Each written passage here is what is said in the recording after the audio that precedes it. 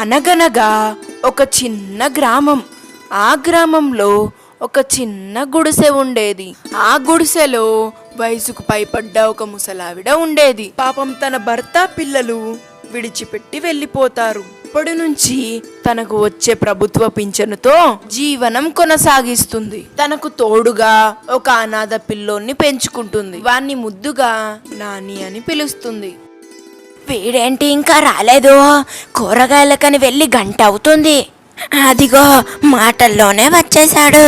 అప్పుడే నాని కూరగాయలు తీసుకొని ఇంటికి వస్తాడు. ఓరై నాని, ఏంట్రా ఇంత సమయం పట్టింది? గంట క్రితం వెళ్ళావు. కూరగాయలు పక్కనే కదరా, ఎందుకింత సమయం పట్టింది? అవ్వా, నేను మా ఫ్రెండ్స్తో ఆడుకున్నాను. కూరగాయలు ఇంట్లో ఇవ్వాలనే విషయమే మర్చిపోయాను. నన్ను క్షమించమ్మా. ఒరే పిచ్చి వెదవా, దీనికి క్షమాపణ ఎందుకురా? ముందు వెళ్ళి కాళ్ళు చేతులు కడుక్కొనిరా, అన్నం పెడతా, తిందో గాని. అలా ఎంతో సంతోషంగా జీవిస్తుండేవారు. ఒకరోజు, ఒరై నాని, ఈ ప్రభుత్వం మారడం వలన నాకు వచ్చే ఫింక్షన్ డబ్బులు ఆగిపోయాయి. నిన్ను ఏసారైనా స్కూల్లో చేర్పిద్దామంటే డబ్బులు ఏమాత్రం ఉండట్లేదురా. అవ్వా, నువ్వేమీ దిగులు పడకు, డబ్బులున్నప్పుడు చదువుకుంటాలే. నాకు చాలా ఆకలిగా ఉందవ్వా, నాకు ముందుగా ఏదైనా చేసి పెట్టు. నీకోసమనే వేడిగా దోశలు చేశాను, తీసుకొస్తానుండు.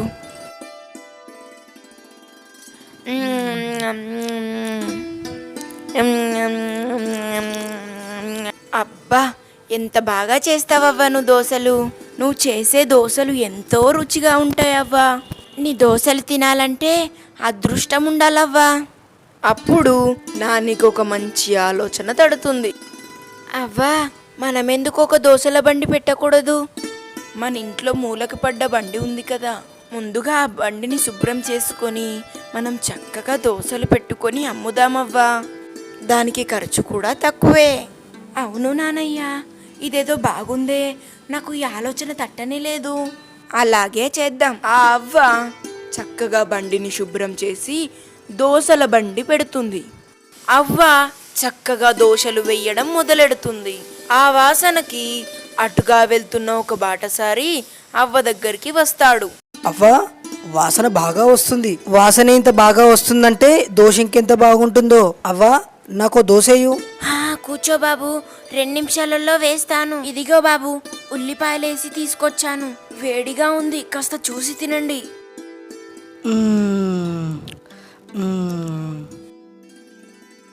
అబ్బా, ఇంత రుచికరమైన దోశ నా జీవితంలో తినలేదు. చాలా బాగుంది. ఈ దోశ తింటుంటే చనిపోయిన మా అవ్వ గుర్తొచ్చింది. చాలా బాగుంది. అలా అవ్వ దోశ బండి గురించి అతనికి తెలిసిన వాళ్ళందరికీ చెబుతాడు. నీ దోశకు తిరిగే లేదమ్మా, చాలా బాగుంది. అసలు మీ దోశల సీక్రెట్ ఏంటమ్మా? ఇంత రుచిగా ఎలా చేస్తావమ్మా నువ్వు? అవ్వకి ఆ రోజు బాగా గిరాకీ వస్తుంది. తను ఇంటికి వెళ్ళి తన మనవడితో ఇలా అంటుంది. ఒరేయ్ మనవడా, నువ్వు అన్నట్టే దోశలు బాగా అమ్ముడుపోతున్నాయిరా. ఈ రోజు డబ్బులు బాగానే వచ్చాయిరా. నాకెంతో సంతోషంగా ఉందిరా.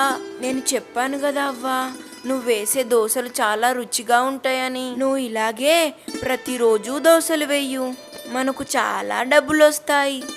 అలా ఆ అవ్వ ఏ కల్తీ లేకుండా మంచి పదార్థాలు వాడి దోశలు వేసేది. ఆ అవ్వ దోశ బండి గురించి ఊరి వాళ్ళందరూ మాట్లాడుకుంటారు. ఒరే సీను, అవ్వ చేసే దోశలు భలే ఉంటాయి కదరా. 10 రూపాయలకి అంత మంచి దోశ ఈ ఊర్లోనే కాదు, చుట్టుపక్కల కూడా ఎవ్వరు వేయలేరురా. వీళ్ళ మాటలు పిస్నారి రాములు వింటాడు. అది విన్న రాములు దోశలు వేసి బాగా డబ్బులు సంపాదించాలనుకుంటాడు. అబ్బా, ఈ ఆలోచన ఏదో బాగుంది.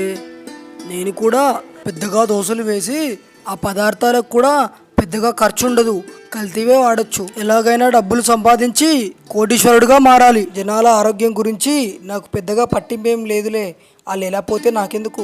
ఆ మరుసటి రోజే అవ్వ బండి పక్కన రాములు దోశల బండి పెడతాడు. ఆ రాములు అవ్వలా కాకుండా చాలా పెద్దగా దోశలు వేసేవాడు.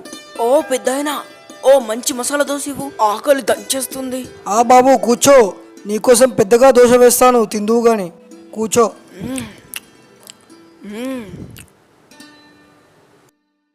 అబ్బా, ఇంత పెద్ద దోసనా? నా జీవితంలో నేను ఎప్పుడు తినలేదు, అది కూడా 7 రూపాయలకే. నా పొట్ట నిండిపోయింది బాబు. నేను ఇప్పటి నుంచి ఇక్కడికే వచ్చి తింటాను. నాకు తెలిసిన వాళ్ళందరికీ చెప్తాను.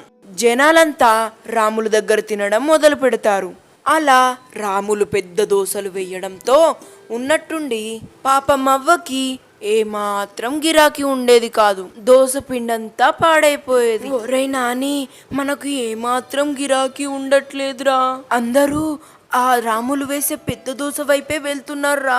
అతను అంత పెద్ద దోసని అంత తక్కువ ఖర్చుతో ఎలా చేస్తున్నారా? అవ్వా, నాకు తెలిసి అతను కల్తీ పదార్థాలు వాడుతున్నాడేమో, అందుకే అంత చౌకగా అమ్ముతున్నాడు. అయితే నేను చెప్పినట్టు చెయ్యు. ఆ మరుసటి రోజు ఉదయం అవ్వ కొత్తగా చాక్లెట్ దోశ వేయడం మొదలెడుతుంది.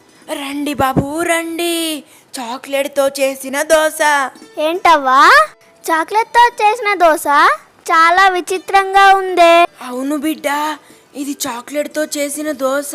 నువ్వు ఒక్కసారి తింటే నీకు మళ్ళీ మళ్ళీ తినాలనిపిస్తుంది. ఇది చాలా రుచిగా ఉంటుంది. 2 నిమిషాల్లో వేస్తానుండు బిడ్డ. ఆ చిన్నపిల్ల చాక్లెట్ దోశని ఎంతో ఇష్టంగా తింటుంది. తిను బిడ్డ తిను, మంచిగా తిను. అవ్వా, నువ్వు చేసిన చాక్లెట్ దోశ చాలా రుచిగా ఉందవ్వా. నాకు చాలా బాగా నచ్చింది. నేను మా ఫ్రెండ్స్ అందరికి చెప్తాను.